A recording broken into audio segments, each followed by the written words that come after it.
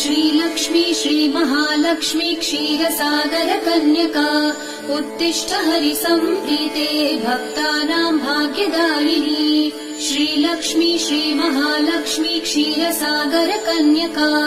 उत्तिष्ठ हरिसम्प्रीते भक्तानां भाग्यदायिनी उत्तिष्ठोत्तिष्ठ श्रीलक्ष्मी विष्णुवक्षस्थलालये उत्तिष्ठ करुणापूर्णे लोकानां शुभदायिनी उत्तिष्ठोत्तिष्ठ श्रीलक्ष्मी विष्णुवक्षस्थलालये उत्तिष्ठ करुणापूर्णे लोकानां शुभदायिनी श्रीपद्ममध्यवसिते वरपद्मनेत्रे श्रीपद्महस्तचिरपूजित पद्मपादे श्रीपद्मजात जननी शुभपद्मवक्त्रे